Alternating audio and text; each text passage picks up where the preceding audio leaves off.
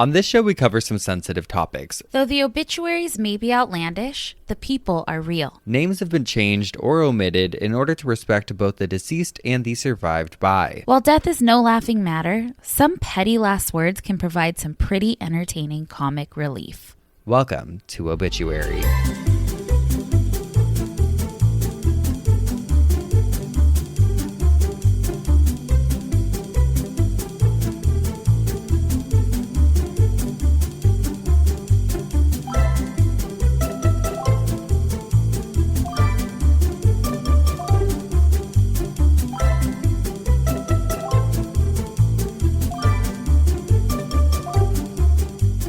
Welcome to Obituary. I'm Spencer Henry. And I'm Madison Reyes. Oh, nice of you to join us. What show are we on?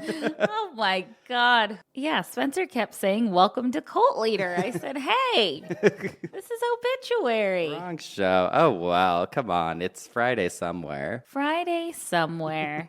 How we doing? Oh my God, we're doing good over here. I finally have an empty house. For the past couple of weeks, I've had just visitor after visitor after visitor, and I love it so much. Yes. But now my house is quiet, and we're back to business, baby. Back to business, and you are sporting a much shorter mullet. Yes, we got a little mullet shape up happening. Wow, and you're wearing shorts. You look like a little skater boy. I am a skater boy. See you later, boy.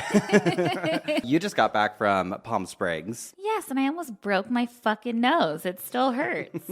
What happened again? I know you called me. It was in my world. It's just another fucking blip on the radar. She calls me and she's like, well, I broke my nose, and I was like, you didn't break your nose, anyways. And like, so what happened? Well, Cisco and I went to Palm Springs, and he likes to bring a cooler, and so he bought, I don't know, just one from Big Five, just a cheap cooler. And I was emptying it out Saturday night because we were leaving the next day. So I was trying to be proactive. And so it was full of ice and water, and it was heavy. And I picked it up by the lid, and the lid was connected to it. And I picked it up, and the bottom dropped out, and I swung the lid up to my nose so fast and hit it, and I heard a snap. There she fucking goes. She always hears a snap when anything happens to her. She's like, oh, my ankle, it snapped. Is the bone out? My nose is broken. I was like, oh, shit, is it swollen at all? You're like, no, but it hurts. Yeah, it's sore as fuck. I was, bracing myself for probably 40 pounds. And that dropped out, and I went woo! God, I wish I could have seen it. What I did see was her husband sent me a video of him throwing water on Madison outside while she's hosing down the house. I have a shirt on that says donut.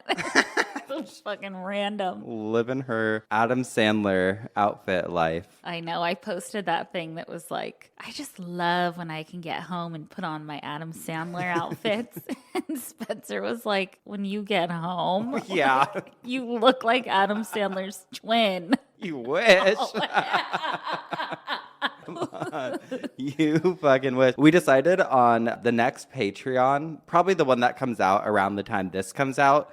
We want to do a full Palm Springs breakdown of all our favorite jaunts and our favorite things to do there. So look forward to that on an upcoming episode. On a recent Patreon, it was so much fun. We were like, should we document a little trip to Swingers? I had such a good time. Oh, such a great night. And then we were like, why don't we just drive around and give them a tour? So we gave a little tour. We told some stories. Yeah, some stories I thought we'd never tell. Oh, exclusives. So if you want that, that's on Patreon.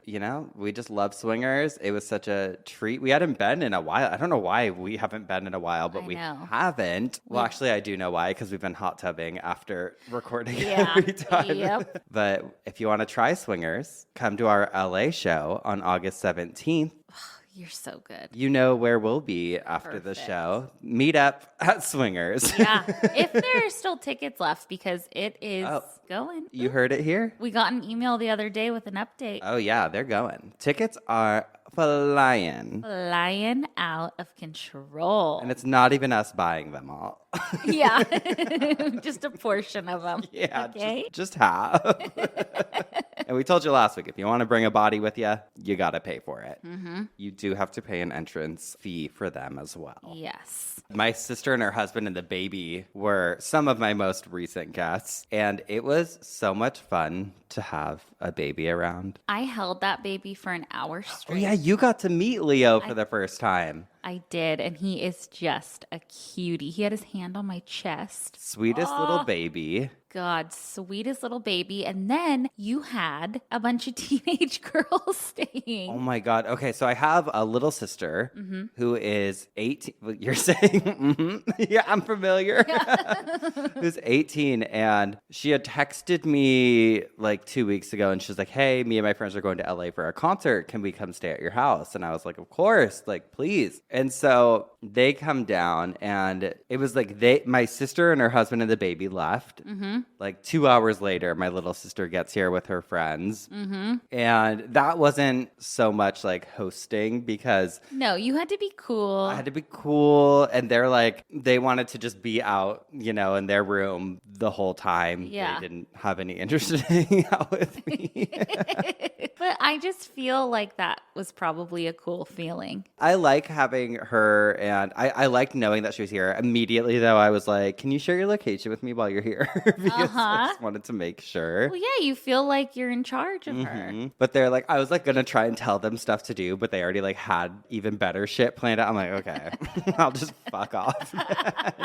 It was fun to see her because she's 18. She's like out with her friends all the time. She's off with her friends. Even if I go home, like back to my hometown, she's like always got fucking social shit going on. So she cannot be bothered, but they were all really cute. Okay, can I tell you guys? Well, first of all, somebody wrote on Instagram the other day. I'm sorry, I don't know if I responded, but it was like, I cannot picture that you and Madison live in your own houses. And I was like, honestly, same. I know. And the funny thing was, I saw the message after you and I had literally we were on the phone for, I think, like what we thought was like 30 minutes. Oh my God. And then I was like, shit, it's 1 o'clock in the morning. And she's like, Spencer, we've been talking since 7:30. And I was like, oh my God. Insane. And we like are little old women that do our rounds. Like we called my sister. Yeah. We called Chris, probably. We just like live our lives very intertwined. It's like, yes, she has her own house, but that night we were talking on the phone too. We're like, we should get walkie-talkies. Oh, well, it was Prime Day. And so we got lock boxes for our phones. Yes, we're like, you know what? During the workday, I don't need to be on my phone at all. I'm going to lock my phone. Well, I more want it for like after work because I don't need to be looking at my fucking phone at night and like seeing stuff. Okay, see, that's like a treat for me. I'm like, I'm going to lay there and just veg out. Until 4 in the morning. Until 4 in the morning. Yes, exactly. But I was like, okay, we'll just have to email each other. Like if there's an emergency. Oh, she texted me last night. We were on the phone with my friend Chris, and she's like, okay, yeah, if you guys need anything, by the way, just email me because I'm putting my phone away. We're like, okay. Then you didn't. I couldn't figure it out. The lockbox. No, but we were really contemplating walkie-talkies. I was like, what if someone comes onto our station? Yeah, they have 22 different channels, and I don't know if I feel comfortable. Yeah, what if someone's driving by and they hear us talking about something crazy? Well, because we do. We would be like, what are you going to talk about this week? I'm going to talk about... This dead guy's foreskin got pulled off by a tree branch. Yeah. You'll never believe. Fuck. Oh, I have a listener email. Okay, let's hear it. Hey, bitches. You can read this on air or not and may share my first name or not. Clearly, I'm easy. I was listening to an episode where the obituary was autobiographical in nature, and I started reminiscing about the funeral of my husband's grandmother. We all had gone to celebrate her 95th birthday. a road trip that had most of us crossing at least 3 state lines, and were surprised by her announcement that she was ready to go whenever the good Lord took her. She had long ago purchased the plot next to her deceased husband, who had passed in the 80s, and had also recently purchased her coffin and gravestone. I love it. Prepared. We knew it was recent because she was quite pleased with herself and her choices. We had only just arrived when she handed us the receipts for these purchases and exclaimed that we just had to go out and see the stone, as it was already placed on the plot with all prudent carving completed. I love it. Aside from the date of death, of course, which she has been assured would be completed once the event had occurred. We all loaded into the vehicles to go to the cemetery to see her stone. It was a simple yet lovely stone that matched her husband's, and she assured us that it had been quite a bargain. Also, that no additional cost should be incurred for the final carving. Frugal to a fault, I think she wanted to reassure us that nobody was going to get a phone call or bill from the local gravestone carver. Once back at her house, she showed us the pamphlet with photos of her coffin and the prepayment receipt for embalming at the mortuary. She prepaid for her embalming. Oh my God. You know what? Lock it in, because we've told you guys this before. Inflation? Are you kidding me? No. You want to lock those prices in while you can. And you better go to a trusted embalmer. Oh, yes. While this felt shocking, it still didn't prepare us for the directions that came with them. She had the suit/outfit she intended to be buried in hanging on the back of the bedroom door, red, white, and blue because she was a proud American, of course, and a playlist of her favorite hymns, as well as the psalms that should be read and be printed on the programs. Oh, damn. She had it dialed and she crossed those T's and dotted those I's. She wants to go. The photos she wanted displayed were set aside and her obituary written, complete with work details, family names, relationships, and the desire that folks donate to her favorite charity. The only thing missing is the date of death, and she was fairly sure nobody would mess that up. The church hall had been paid for, and the basic menu planned and paid for. Oh my God. Then she says, Midwestern folks do make the best funeral potatoes. Ooh, I bet. She lived another 7 months before dying one January night peacefully in her sleep after a short illness. She wanted us all to enjoy her funeral and not be responsible for details or have to guess at what she would have wanted, although I secretly suspected that she may have been a bit of a control freak too. So, what can you do for someone's final send-off when they have already thought of everything? Send them off with the kisses from everyone who couldn't make the trip and plenty of laughs too. The kisses were trickier than it might sound. Since the funeral was several states away, here's what we did. Each of us applied lipstick, yes, even the boys, and then we all kissed a lace-edged handkerchief, even the babies, the youngest of whom was about 1 year old. And then that handkerchief was carefully folded and tucked into my carry-on for the trip. When it was our turn for the viewing, I tucked that handkerchief into her clasped hands and whispered how much everyone had loved her and wanted to send her off with their love and kisses. Oh. Photos were taken and the service was perfect, exactly as she intended. We all still talk about her ability to plan the perfect funeral and the fact that she managed to have the final say with no chance to ever be outshone. Grandma Grape, Lady of Legend, was one of a kind. Your Geoff, Ramona, aka Mimi. Oh my God. My God, I love that. And it truly does just go to show that you need to have these things in place. Oh, it's just appreciated. I feel like so many times you just scramble, like, what are we going to do? Especially when the death is unexpected. I think it's never too early to start planning. Very true. And with the way things are going, who knows if you're going to have space for a plot? I'm being serious. Like, they're filling up. Yeah. This is our scare tactic. Yeah. We're driving fear into people near and far. You better get your plot while you still can. Uh-huh. Next thing you know, you'll be hanging over a cliff, honey. Or we don't know. We don't know. You'll be sorry. Or in a storage unit like you talked about. What? You were like, I feel like eventually people are going to start being put into like storage unit type places. Oh, they're called vertical cemeteries, and I've looked into them, and there will be a coffin spinner coming. Alert the press. Can't wait for that. Oh, God. Well, that was sweet. Very sweet. Let's get a little sour with some assholes here. This first one says, am I the asshole for joking about my dad's death? My dad, 41, had a triple bypass heart surgery in January and spent almost 4 months going to physical therapy and made almost a full recovery. The problem is I, 17, made a joke that turned out horrible. Me and my dad have always been close. We would go fishing, fix cars, and he would teach me general life skills. And I've always been grateful for that. And what really made us get along was our very similar sense of humor. When my dad had his surgery, we both made a fair amount of jokes about him passing and life insurance. I know that sounds terrible, but it's just how we are, and we were both just trying to stay positive. So about 4 months after his surgery, we had some family over, just my 2 sisters, little brother, and my dad's wife. About an hour into the night, he made a joke about me not getting his life insurance yet, to which I responded, it's a shame, I'll have to try harder next time. At that, we both laughed for a minute and then continued the conversation as normal. Well, 2 days later, my dad had a brain aneurysm and he didn't survive. He died pretty quickly, and I know this because I was the one who had to kick down the door and find him. It's a horrible feeling and I can't get it out of my head. My family hasn't said anything directly, but they won't look at me. None of them even look me in the eye. I don't know what to do. We were just joking, but now he's gone and my family can't look at me. I'm not sure if I'm a terrible person, but it feels like it. Please tell me if I'm an awful person. What? Sad. I feel like the 17-year-old boy is feeling so much guilt. Not the asshole. Not the asshole. Your family should not be taking that. That's bizarre if they're taking that seriously. I know. I can't tell based on like the details that were given if like he just feels bad for making the joke and like he shouldn't have. So he's feeling like they're not looking at him because of that. Right. Or if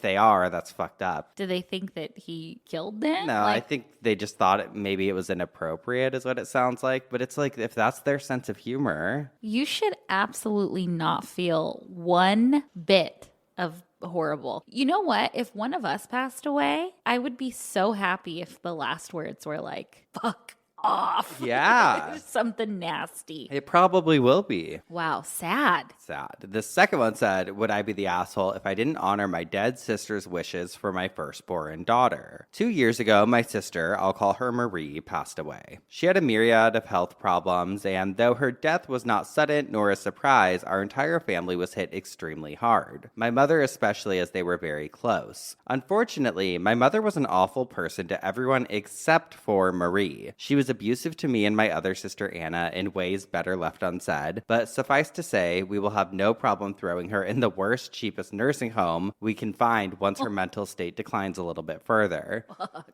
Before she passed away, Marie made it known that she would like the next girl born in our family to be named after our mother. Whether or not my mother put her up to it is something that we'll never know. Anna and I both agreed at the time, although I only did so because I didn't have the heart to tell her no. Now my wife is pregnant with our daughter, and I can't do it. I can't honor the woman who put me through so much hell. I spoke with Anna about it, and she told me that I had made a promise to our sister Marie. To go back on that word would be spitting in the face of Marie's memory, and to think of it as honoring Marie and not my mother. I accept Anna's logic, but emotionally I'm extremely unsure. My wife is totally on board with whatever I want to do because we're using her all-time favorite name as the first name, so we'd be using my mother's name as a middle name, if at all. I know it's a tad above Reddit's pay grade, but if y'all could give me some perspective, that would be appreciated. Am I the asshole? My perspective is, oh, please. Oh, please. It is not your job to name your fucking daughter after a nasty woman. No way. You can't do that. You can't be like, oh, this is my wish. You know how much crazy shit people probably say when they're dying? We've heard some crazy last words. Yes. No,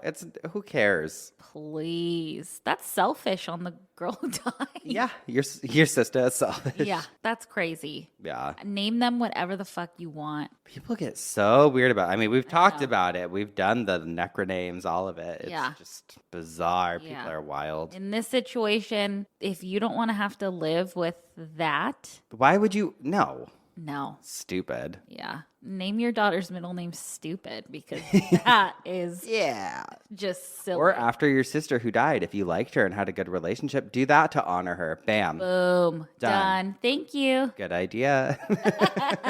We're always viewing them out. Uh-huh. All right. Speaking of, I am up first this week. Do you have a little side bitch for us? I sure do. And I am excited to tell you guys about this one. This is for Alice Roosevelt Longworth, American socialite, folk figure. She was a mainstay of the Washington, D.C. scene for decades. Unconventional, irreverent, witty, liberated, and politically influential. She held court and lobbied for change at her home near DuPont Circle on Massachusetts Avenue, Washington's Embassy Row. It was the meeting place of many high-ranking politicians. She publicly quarreled with many famous Americans and chastised them with an acid tongue in the form of witty, sarcastic remarks. In the forefront were members of her own family, Franklin and Eleanor Roosevelt. An utterance toward Franklin Roosevelt, "I'd rather vote for Hitler than to vote for him." Oh my God. Her best was reserved for Eleanor Roosevelt, who she vilified her entire life and imitated perfectly at various high Republican gatherings. She heaped disparaging remarks, using every opportunity, upon her United States Congressman husband's home district of Cincinnati, Ohio, calling its residents ignorant savages. When asked if she would consider burial in Cincinnati, her response was, "This would be a fate worse than death itself." She was born Alice Lee Roosevelt, the only daughter of the 26th President of the United States, Theodore Roosevelt, and his first wife, Alice Hathaway Lee, at 657th Street, the family mansion in New York City. Her mother died 2 days after her birth of Bright's disease, a type of renal failure. Her father simply abandoned her until his remarriage to Edith Caro, when she was reunited at age 3 through the insistence of her new stepmother to the family. Alice had been living with her caretaker aunt. Her education was minimal, however, she rejected religion and remained a non-believer for her entire life. At the time her father became president, she was still a teenager. She shattered precedents in an era when women conformed to a strict code of conduct. She roamed the halls of the executive mansion, smoking, and danced the foxtrot publicly with a cigarette dangling from her lips. Love her. Gaining national attention. Her father banned smoking in the White House, but she countered by indulging on the roof. She drove her own car and was the belle of the ball when, fully clothed, she plunged into swimming pools. She was seen placing bets at local racetracks, then in public wearing a boa constrictor around her neck. She set off firecrackers on the White House lawn and on a rail trip, shot at telegraph pole insulators with a pistol. Romance would enter her life while living in the White House, and she would marry Nicholas Longworth, a congressman from Ohio, in a dazzling White House wedding. Her residence became the family home in Cincinnati when not in Washington. She would return to the capital upon the death of her husband, setting up residency on Massachusetts Avenue, which would be her home until her own death from emphysema and the other old age symptoms in her decaying mansion, alone, at 96. She was cremated and the urn was buried on top the grave of her daughter Paulina, who died years before. An author, she and Eleanor Roosevelt were competing newspaper columnists, but her Capital Comment column was no match for her famous cousin's My Day, and it was eventually canceled. In 1932, she penned her autobiography, Crowded Hours. In deference to her favorite color, gray-blue, the song Alice Blue Gown was written. It became a hit song and sheet music sold as fast as printing allowed. She was a popular figure at public events during her entire life. She bore witness to the test flight of a Wright brothers biplane prototype in 1909 and was the 1926 California Rose Bowl queen. After declining a dress rehearsal, Alice Roosevelt Longworth, missing hitting the bow of the submarine repeatedly with the champagne bottle during the launch ceremony of the namesake nuclear submarine, Theodore Roosevelt, at Mare Island, San Francisco. She could have had a career in politics. However, she turned down offers to seek her husband's seat in Congress after his death, but was a delegate to the Republican National Convention from Ohio in 1940. She worked against the entry of the United States into the League of Nations. Her dinners and receptions for congressmen and senators are credited in a large measure to the derailment of America's membership in the League. After a 1960 burglary at her residence, she planted and trained poison ivy to climb the facade of the house as a deterrent to future attempts. Love it. I love her. I want to know more. I want a TV show on her. I know. Probably has been, or some good biography. I'm sure. I'm sure. Gotta look into that. Oh, I love it. Well, we're gonna take a quick break, and then when we come back, we will give you a little surprise. A little half and half. Yeah. If you're picking up what we're putting down, we'll be right back. And we're back. Gios, I am so excited because we turned our coffin into a double wide this week. We sure did. We spun together to look at one of our favorite topics that we've yet to cover, the idea of faking your own death. Yes, I've thought about it many times. Oh, I've thought about it before. Blow up my car, show up in a new town mysteriously. Hey, it's a nice idea when things feel overwhelming. Get me out of here. Let's just do it. I don't think I'd ever want to inflict that pain on my family and friends. And of course, all of you who just couldn't live without us. I thought the ratings would skyrocket, though, honey.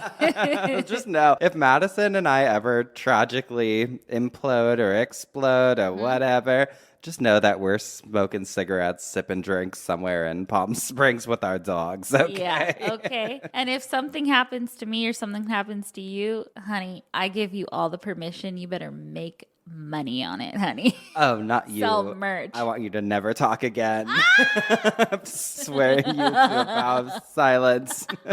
Listen, there's a plethora of reasons that one might fake their own death, and the most obvious, in my opinion, would be for a money grab. Mm-hmm. But then there's cases where people do it to get themselves out of an abusive situation. And I'm sure between the two of us, we'll have plenty of examples for you guys today. Yes. And I'm going to start us off with the story of Patrick McDermott, because as soon as we toyed around with the idea of doing an episode on this topic, I was like, wait, I know there's something weird about one of Olivia Newton-John's husbands. Mm-hmm. And so, first of all, let me correct myself. We'll start stating facts. Patrick actually was never married to Olivia Newton-John. Oh. Actress, singer, icon.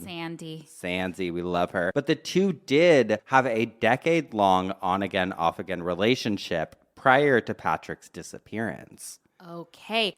I remember hearing news stories. Uh-huh. I know nothing, so I'm excited to hear. Yes. So in June of 2005, Patrick boarded the Freedom fishing ship in San Pedro, California, for an overnight expedition alongside 22 other paying passengers. According to an article from Marie Claire, fellow fishermen aboard the vessel say that they observed Patrick paying his food bill just 30 minutes before they'd arrived at their final destination. He left his passport and personal effects on board before disembarking. While no official head count was taken, several passengers claimed to have seen him disembarking the boat, but strangely, his car was found parked near the marina where he had left it. So people saw him come back on the boat and get off in San Pedro, but then nobody had seen him since. And his car was still there, so you didn't drive away. His absence apparently went unnoticed until around a month later in July, when he failed to show up to a family event. So he wasn't even reported missing until a month later on July 11th by his ex-wife, but the story didn't gain widespread press coverage until about another month had passed. Wow. About a year after that, in September of 2006, with no sign of him, the Coast Guard Investigative Service closed the case, claiming that they did not find any evidence of criminal action, suicide, accident, or hoax in the disappearance of McDermott. A separate United States Coast Guard marine safety investigation was conducted on the fishing vessel itself, which was also closed 2 years later. Both investigations concluded that McDermott was likely lost at sea. given the bizarre circumstances and the fact that his body was never recovered, people started to really speculate that he might have faked his own disappearance in an attempt to avoid paying child support. Oh, okay. His only child, a son named Chase that he had with his ex-wife, was owed around $11,000 in child support money. And sources claim that McDermott had filed for bankruptcy not long before his disappearance, allegedly owing $30,000. So he was in like a pretty steep amount of debt at that point. But this is where things get crazy. According to the New York Post, a private eye that was hired, we don't know who hired them, alleged in 2010 that he had tracked down Patrick and he was living on a boat off the coast of Acapulco and that he just wanted to be left alone. But the claim's never been like proven. It's never been substantiated. Okay. An investigation discovery article claims that in November of 2017, Patrick, who was 48 when he went missing, had recently been found alive in Mexico when a photograph emerged, this is what I remember going around. There was this picture that went around showing him shirtless, lounging next to a mystery woman on a beach in the fishing town of Sayulita.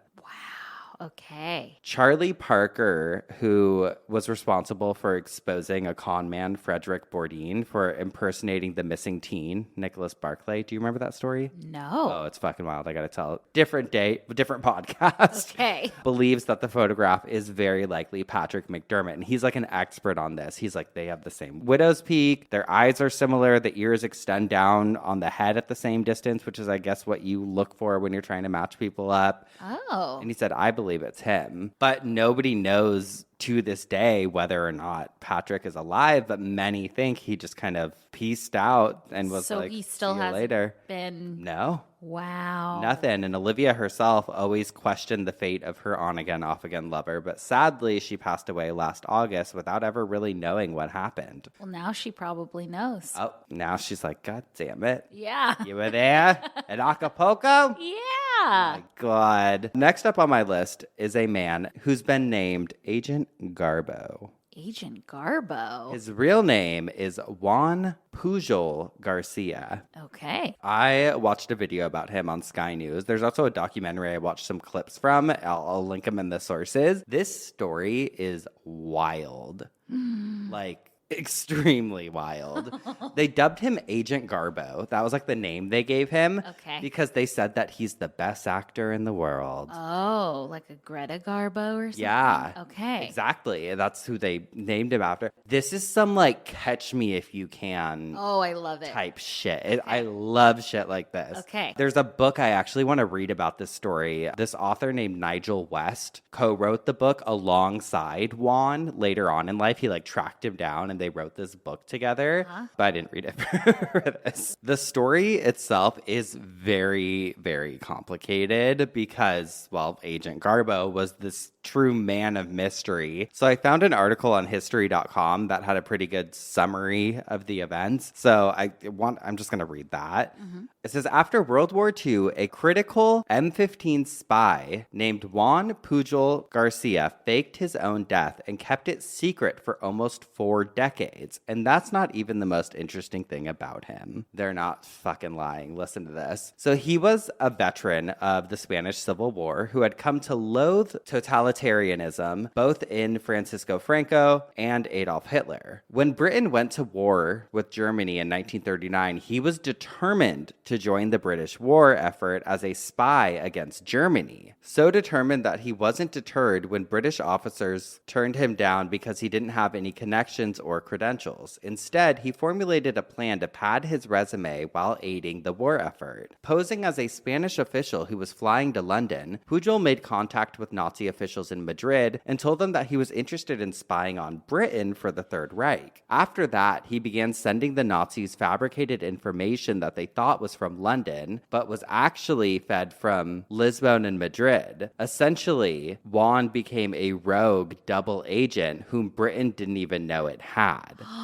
So they were like, no, you can't, like, you're not accredited, like, you can't work for us as a spy. And so he just went to the other side and, like, pretended that he was on their team, but really was still working on behalf of Britain. That's cool. Though Juan sent Germany false reports, he used a lot of factual information to make them seem legitimate, says Stephen Talty, the author of Agent Garbo, the brilliant, eccentric secret agent who tricked Hitler and saved D-Day, and a forthcoming book about a Cold War rescue mission. That's not the same book I was talking about. Okay. He was really gathering these sort of factoids from different encyclopedias and even from advertisements that he saw and placards that he saw on the street. So he was a complete amateur, but he was able to sort of build up enough of a portfolio to finally approach the British. So once he had all the information, he went back and was like, this is what I got. That isn't to say he didn't make some mistakes. Britain's domestic intelligence agency M15 notes on its website that Pujol once told Germans that on a visit to Glasgow, Scotland, he found men who would do anything for a liter of wine. Evidently, the Nazis didn't catch that he should have said beer or whiskey. In 1942, Pujol again approached British officials about becoming a double agent by showing them that, in fact, he already was one. So he's like, listen, you guys wouldn't let me be a spy. I went and fucking did it myself. Wow. Now I'm coming back and I want to be a spy. Like, let me do it. Yeah. Look, I'm good at it. Come on. Look at my resume. Yeah. The Nazis continued to think of Pujol as an important spy throughout the entire war. They never discovered that he was a double agent, despite the fact that a lot of his information was incorrect. I think the Germans felt that no one could really fake this much information and this many different characters, according to Talty. The Germans also felt like if they cut him off, or if they doubled him even, they were not going to just lose one agent, they were going to lose an entire network because of all the stories that he was like coming up with and spinning to them. In his most famous deception, Pujol told Nazis that news they'd heard about a planned invasion of Normandy was fake. Of course, this wasn't true, and as a result, the Nazis were unprepared for the Allies' successful D-Day invasion.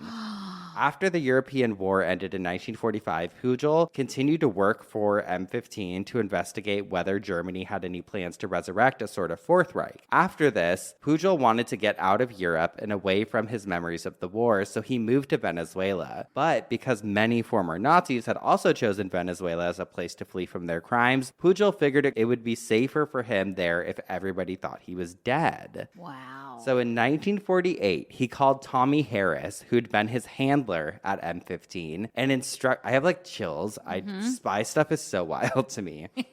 So he calls his old handler and instructed him to tell everyone that he had died of malaria in Angola. Harris spread this news through the organization, and a year later, the British ambassador officially told Spain that he was dead. The news reached Pujol's first wife and children in Spain. Meanwhile, in Venezuela, Pujol grew a beard and started wearing a distinctive pair of glasses. Pujol kept his secret until the 1980s, when the British writer Nigel West looked into his life and theorized that he hadn't died. West tracked down Pujol, who came out of hiding and announced that it was true. He returned to Europe and reconnected with his ex-wife, who had always suspected he was alive, and his very upset children, who had not. Oh, fuck. He died a second and final time in 1988, but not before writing a book about his life with West. Wow. What a badass.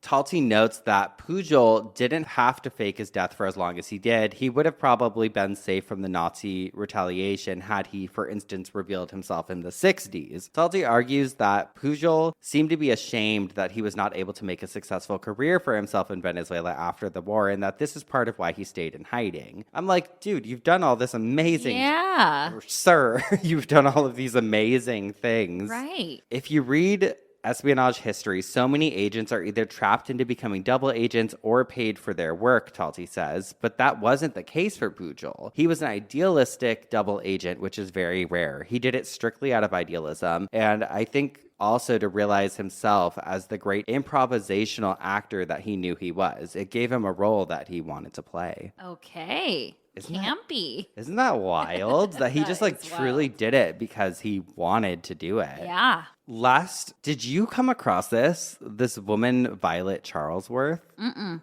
Wait, this is really crazy. I just need to quickly tell you this. This popped up on grunge.com because I was reading about some other people who had faked their deaths. And it says, as the goddaughter of a famous general, Violet Charlesworth had been left 100,000 pounds, with the catch of it being said she could not touch it until she turned 25. However, she managed to live a life of luxury for years before that. Thanks to her looks and charm, plus the prospect of a vast inheritance, men were very attracted to Charlesworth, and several gave her large sums of money that she promised to pay back as soon as she turned 25 and got her windfall. Shops also let her run up huge amounts of credit, expecting to be paid back from her inheritance one day. Charlesworth particularly liked cars and owned several expensive ones. She also always drove herself, even though her family employed a chauffeur who ironically would sit in the car while she drove around. In reality, there was no inheritance. It was a massive scam. This bitch was the original Anna Delvey. I was just thinking that. And the problem with setting a firm date on which Charlesworth would supposedly get all this money was that eventually she would turn 25 and not be able to pay any of these people back. Yeah. So a few days before her 25th birthday, Charlesworth went out for a drive with her chauffeur and sister. According to them, Charlesworth ran the car into some rocks on a cliff edge and went flying into the sea. Her body was never found and she was assumed to be dead. About a week later, she was discovered hiding in Scotland. Oh, I love her. She ended up serving 2 years in prison for financial fraud. Oh, God. So she faked her death in 1909 and then eventually went to prison, but got out in 1912. And no one really knows what happened to her afterwards. Wow. But I fucking love a little scammer girly. I love a scammer girly too. Especially back then. She's like, yeah, I'm going to, don't worry about me. My Oh my inheritance God, when is I hit 25, honey, we're going to be living lavish. I'll pay you back tenfold. And $100,000 in 1909. then? Oh my God, Yeah. million. Wow. Okay. Love her. Well, should we take a quick little break and then Yeah, it's like, I guess that's what we're supposed to do. Yeah, we'll take a quick break and when we come back, we'll hear from you. we'll hear from me? We'll be right back. And we're back. Who you got on your list, girly? Alrighty. Well, as you went over, people fake their deaths for many, many reasons, but I want to start us off with one that's kind of up in the air. It's open for debate why and if this person actually faked their death, and I'll explain. So we have Lawrence Joseph Bader. People called him Larry for short. He was born in Ohio in 1926, and he met his wife, Mary Lou, while he was in college. I'm sorry, I don't picture Ohio in the 20s. I know.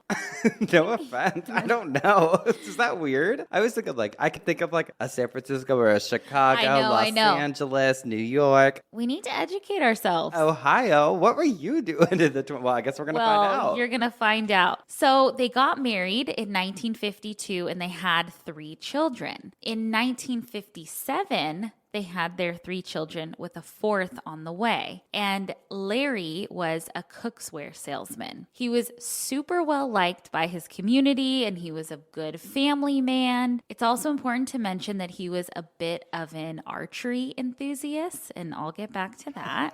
Okay. So that same year, in May of 1957, he went on a fishing trip at Ohio's Rocky River. He rented a boat and went onto the river despite being warned about a storm coming. Witnesses say that on the boat, it was just him and a suitcase. That day, a bad storm did roll in, and the next morning, Larry's boat was found a few miles away from his fishing spot. According to DiscoveryUK.com, quote, his suitcase and 1 oar were unaccounted for. Aside from a bent propeller and a scratch on the hull, the boat was fine. The life jacket was still on board. Some reports say the boat's gas can was empty. Others say that the gas line was disconnected. Despite thorough searches for at least 2 months, there was no sign of Larry. He was declared officially dead in 1960. As for his wife, she was left widowed with 4 children and only monthly Social Security payments to support her. Fortunately for Mary Lou, one of the bills Larry had paid just before his disappearance was the premium for his life insurance policy. Ooh. From which she received a substantial sum. Okay, so he went out fishing May of 1957. He's declared dead in 1960. But let's go back to that May of 1957 quickly. That month, a man who had served in the Navy but was discharged because of like a bad back walked into a bar in Nebraska looking for a job. He said his name was John Fritz Johnson. So John Johnson.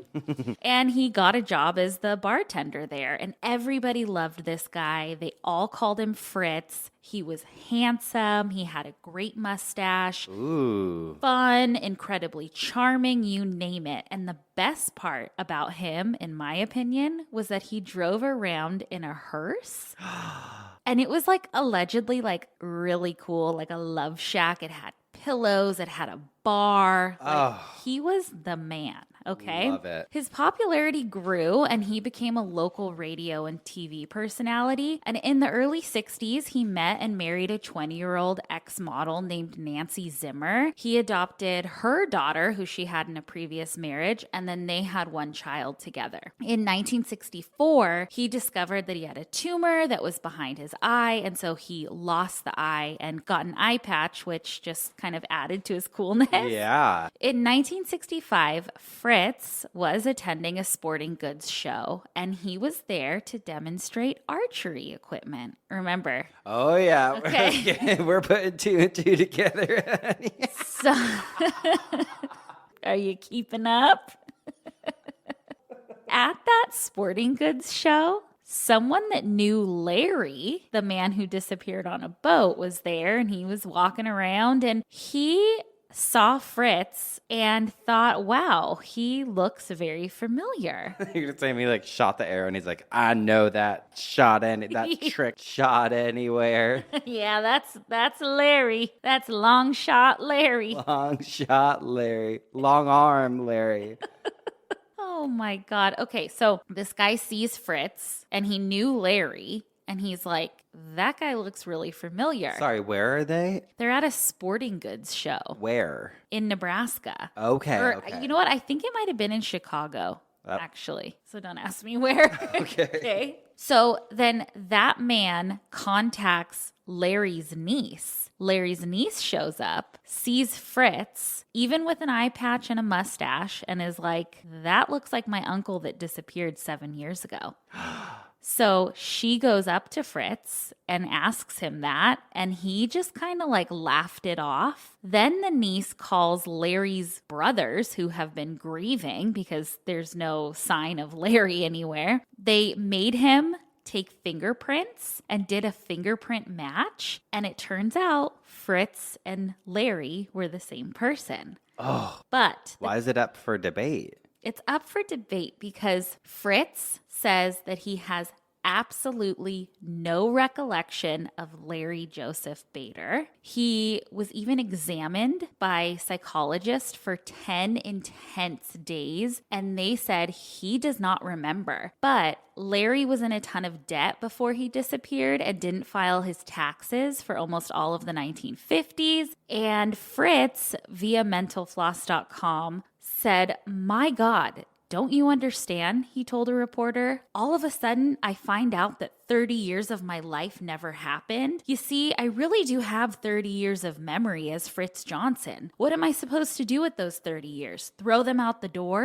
In 1966, he discovered that he had a cancerous tumor now in his liver, and he died that year. But to this day, nobody knows what happened. Again, from that Mental Floss article, it says, quote, the question of whether Bader suffered some kind of injury during the storm or had some kind of neurological disorder has never been fully answered, given the circumstances of his disappearance, his timely insurance premium payment, his mounting debts, and his wildly different and unencumbered lifestyle in Omaha, Nebraska. It seems likely that Lawrence Bader decided he was trapped in the life he was leading and saw only one way out. It then goes on to say if he was telling the truth about having 30 years of memories as Fritz, then it's possible he experienced dissociative amnesia, a rare condition where a person has no memory of their life owing to trauma or stress. In a dissociative fugue state, they have an urge to travel and may invent a new personality, sitting in a new area with no recollection of how they got there. But then it goes on to say only neuropsychological tests can sift out cases of true dissociative fugue from people simply hiding from their problems. It's unlikely, however, that Bader would have suffered from amnesia for nearly a decade. In such cases, memories are not lost but are misplaced and they eventually return. But that article also ended with saying that when he was Larry or Lawrence and he was a cookware salesman, he had a boss, and guess what his boss's name was? Joseph Fritz. Fritz.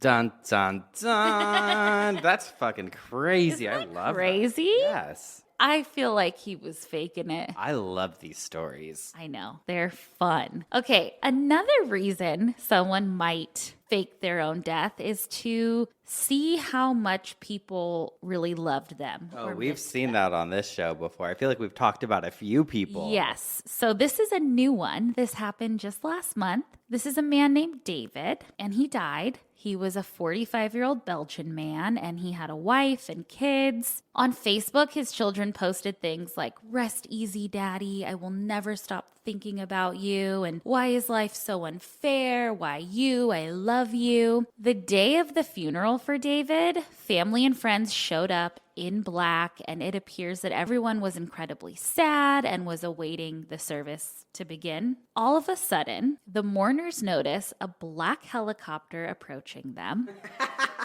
Not a helicopter. It lands, and out walks a very much alive David. What? Everyone was in shock. Some were completely confused and some were running towards him in disbelief. And he apparently got off the helicopter and yelled, "Cheers to you all. Welcome to my funeral." What? Imagine. So he explained on his TikTok. What? Okay, this is from the New York Post. He says, "What I see in my family often hurts me. I never get invited to anything. Nobody sees me. We all grew apart. I felt unappreciated. That's why I wanted to give them a life lesson and show them that you shouldn't wait until someone is dead to meet up with them."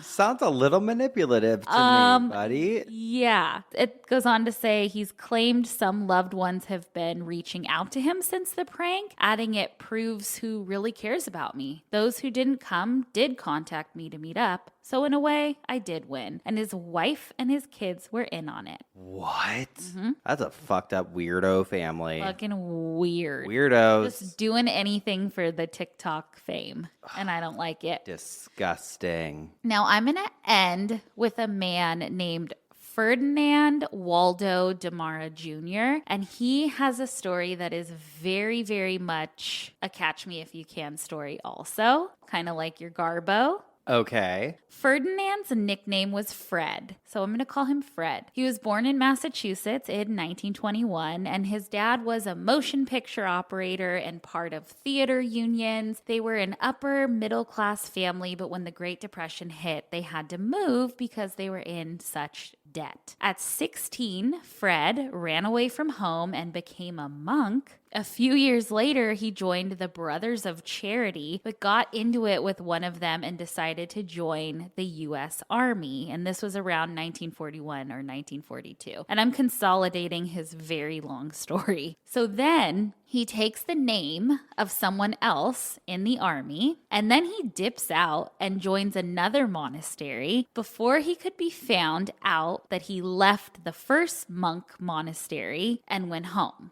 Okay.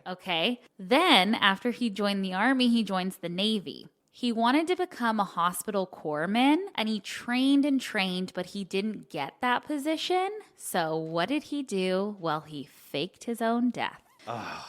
He then decided to steal the name Robert Linton French, who was a doctor of philosophy. He went on to teach psychology classes for college students. He even published a book called How to Bring Up Your Child while posing as Dr. French, which, by the way, when I was reading this, my dentist, when I was a little kid, guess what his name was?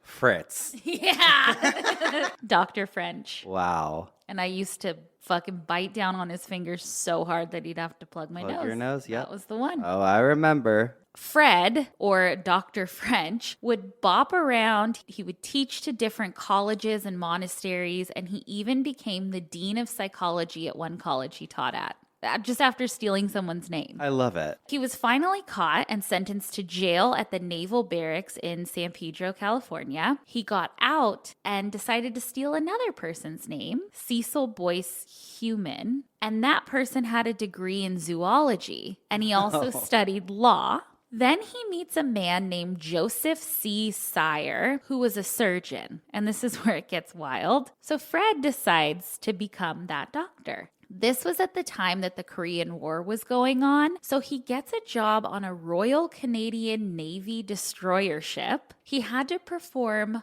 all types of surgeries on injured soldiers on this ship. Researching him, I learned that he allegedly had a crazy high IQ and could speed read and had a legitimate photographic memory. And so he was able to get away with all of this when he had to perform a surgery on this naval ship. He would figure out what he needed to do and then run to his room, study a textbook, and then just do it. He was the only surgeon aboard the ship, so he had to literally do anything and everything from dental work to amputating limbs. All of his patients, though, survived and avoided any type of infection, and he was highly, highly praised, and he was written about in a ton of newspapers. But those newspapers are what got him caught, because the real doctor's mother, whose name he stole, was reading about her son's triumphant work aboard this naval ship, but the real son was actually in New Brunswick practicing medicine. Jesus. So Fred was caught and deported back to the US, but he didn't face any charges. He then went on as another person named Martin D. Godgart and taught at a high school. He was then caught and went to jail for a few months. And then after that, he finally started using his real name and was a minister and hospital chaplain until his real death in 1982 at the age of 60. And he died from a heart attack. But in 1960, they made a movie and a book about his life called The Great Imposter. And it was loosely based on him. Cool. Crazy. That is wild. This makes me want to watch Catch Me If You Can. Yeah. I love that movie. I watched it while we were on tour. I watched it on one of the plane rides. Okay. Ugh. I want to watch the Imposter movie. I know. We should. We should. Oh my God. Incredible. Incredible. Well, I'll tell you this. I hope nobody in their families wasted any money on an obituary. Oh my God. I know. That would have been bad. Should we move into some? Yes, let's do it. All right. I'm going to start us off this week with Robert Oxenford, a.k.a. The Ox. The Ox. All right. Ox, baby. He actually passed away just last month at St. Mary's Hospital on June 7th of 2023. His passing was accelerated by his indifference to his medical conditions: COPD, emphysema, diabetes, kidney failure. His 100% medical disability was due to asbestos exposure while in the Navy. He was born in Boone, Iowa, Boone County, on January 10th of 1952. And then it talks about his parents and who he is survived by. I don't put their names in it. It says he was married twice. First to Vicky Diane Blankenship, Strasburg, Johnson, Oxenford, Polston. They were married in Norfolk, Virginia, and lived in Virginia Beach, Virginia. He remained unmarried as a single parent for 3 years following a 4-year marriage that ended in divorce. His second marriage was to Susan Martin Lewis Oxenford Beckworth Sire. They were married in Virginia Beach, Virginia, and lived in Virginia Beach, Portsmouth, Chesapeake, and Suffolk, Virginia. This 14-year marriage ended in divorce as well. He fathered 4 sons from his first marriage and 1 from his second. He joined the United States Navy in September of 1972 and left in March of 1983. He served aboard USS Piedmont, USS Shenandoah, and USS Sylvan. He was also stationed ashore at Fleet Training Center, Norfolk, Virginia, as staff at Firefighting School and at Maine Propulsion Maintenance School. His Navy educational codes were 9502 Instructor, 4294 Air Conditioning and Refrigeration, and 4204 Engine Room Maintenance Supervisor. His basic education was in the machinist mate rate. He left the service at his request. He was a single parent in a seagoing rate and received an honorable discharge due to dependency. Following his release from duty, he was employed by many ship repair facilities in the Tidewater, Virginia area as a planner/estimator. He was a believer in the person and the work of the Lord Jesus Christ concerning salvation. He was convinced strongly in the abomination of denomination and was thus reluctant to tie himself to any particular religion/denomination, although he was raised a Baptist. He was able to live a single, celibate, and independent life after his second divorce in 1997. His brother's children that lived in Grand Junction were a great blessing to him in his desire to be surrounded by his books and other personal items associated with family history and genealogy. They made it possible for him to meet his many medical and health challenges. He enjoyed and derived much pleasure from collecting, reading, and rereading used books. There will be no memorial service. He offers his cremated remains to be added to his sister's planter boxes to improve the soil quality. That's it. Alrighty. Love him. The ox. Well, I have something a little different. Okay. Mine's from the Weekly British Whig from 1902. Perfect. It says, cigarette fiend dead. Oh, no. Man who smoked 150,000 of the paper torches. How do they know? You'll see. St. Joseph, Michigan, January 18th. Arthur Frazee, son of J.W. Frazee, died in a room in Hotel Brandon, Alexandria. Frazee had gained the reputation of having smoked more cigarettes than any other person in southwestern Michigan. It is reported that the ill effect of cigarettes was the direct cause of his death. Mr. Frazee, when questioned as to the number of cigarettes he had smoked, stated that he would average 30 cigarettes a day. He had been a constant cigarette smoker for the past 12 years, and with an average of 30 cigarettes a day during the last 12 years of his life, he has smoked 150,000 cigarettes. Okay, so I thought that the fucking headline was so shady, but I also did not think that they connected cigarettes to anything in 1902. They didn't. That's what's weird, is they thought it was good for you. They thought it opened up your lung airways. But if he's smoking 150,000 of them. That's a little crazy. Honey. That's more than a little drunken. I'll have one. Oh, God. Oh, man. Well, We've spun in our coffins. we've bitched our obituaries. I guess that means it's time for some dumb Ass criminals. We've got another graveyard bandit. Oh, no. Another person stealing flowers. Oh, no. Remember that grandma?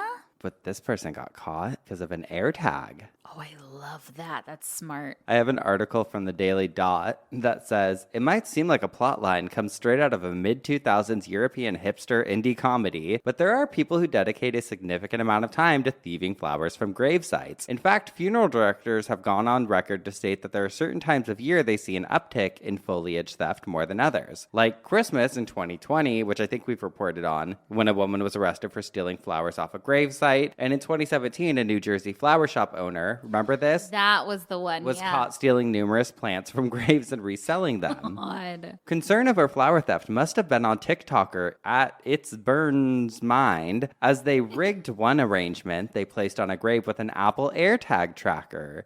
Her decision to do so ultimately led to the discovery of a petal pilferer. Oh. There is a video. Okay. It says the video begins with a thumbnail that features a text overlay which reads, "Caught a thief who stole flowers from our family member's gravesite using an air tag." Viewers are then presented with a recording of 3 people walking down what appears to be a residential street. 2 of the individuals are uniformed officers. The clip then smash cuts footage of the 2 officers speaking with an elderly woman wearing a purple short-sleeved flannel patterned shirt. She's holding on to a walker and stares towards the camera with a puzzled expression on her face.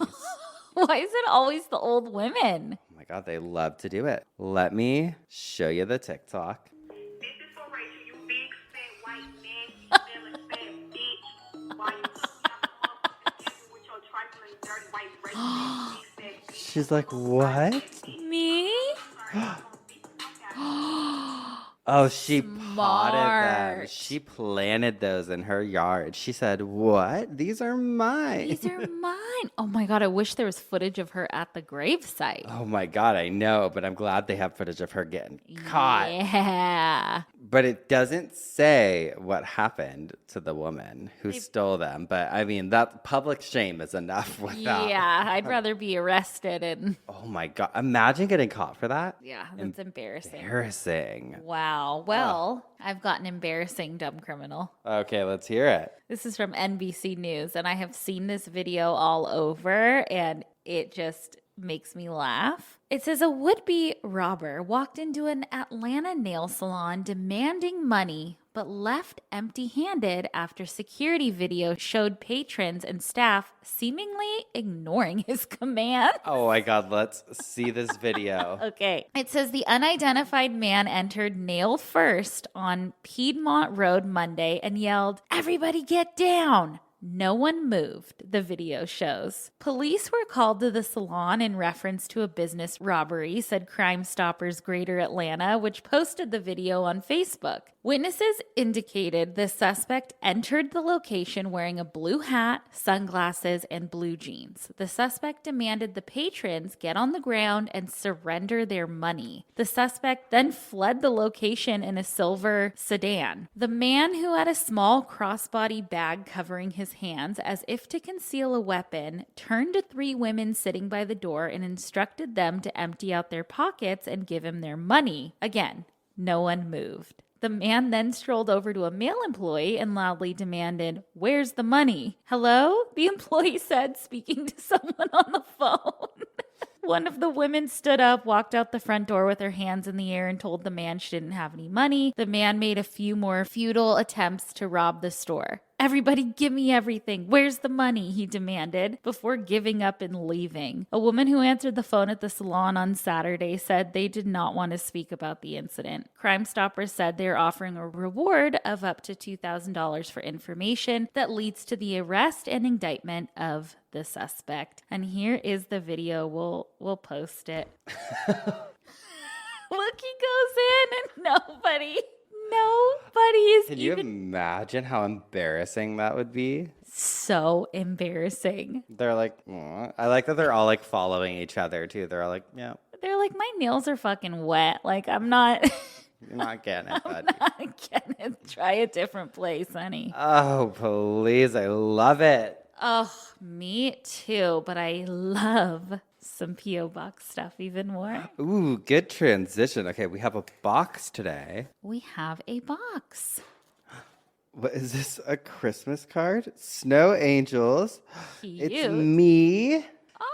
You're not there because it says you got dragged away by a third poodle. Oh, no. Okay, this card says, "Dear S&M," which is always funny. Yeah, S&M, baby. You talked about Santa on your July 6th episode, and that's why this is coming to you earlier than later. Here's the quick backstory. My dad isn't going to make it to Christmas. Oh my God, I'm sorry. And I work at a school and wanted to make sure that whatever is going on in my life isn't going to make theirs less bright. So I made an original game as gifts to ensure that they get some magic from their librarian, as that's part of the job during the holidays. holidays. You two have been in my ear the whole time I worked on this project, and every time you'd laugh, I'd laugh right after, no matter how sad I was/am about my dad. Oh my God, you're going to make us cry. Oh my God. Which proves you two have your own wonderful kind of magic. Oh my God, I have goosebumps. Thank you for being infectious, Jackie. Jackie. You made a game? Wait, you're a librarian? That is awesome. That is really cool. Oh my God. This is so cute. Okay, wait. It says the midnight version of the game is for twisted adults only. Ooh. Not kiddos. Some work friends prefer Halloween to Christmas. So hope both make you laugh. Jackie. Jackie, midnight at Mistletoe Manor. Okay, I have the OG Mistletoe Manor. I wanna peek inside. Wait, we need to play this on Patreon. We should. Okay, wait. Oh my God, these cute little die they made. Oh, this is adorable. Oh my God. Oh my God, instructions? Oh my God, this is incredible. We'll post pictures of all of this because I feel like it's hard to describe on the game, but we definitely are going to play this. That is the cutest thing ever, and I hope you are enjoying every second. Yes. With your sweet dad, and we'll be thinking about you. Thank you for thinking of us. Thank you for thinking of us. We will be thinking about you and your dad, and we will have such a good time playing this. Well, if you have stuff you want to send to us, you can send it to our P.O. Box, always P.O. Box 18149, Long Beach, California, 90807. And if you want to get tickets to our live show August 17th in Los Angeles, California at the Dynasty Typewriter, head on over to our website, obituarypodcast.com, which also includes everything for our socials, our email, everything. It's all there, babe. Everything but our fingerprints. Well, it's time to go fake our deaths. We'll see you next week with some more coffin spinners, Obituaries, and dumb ass criminals. Goodbye, everybody. You sound like Mickey Mouse.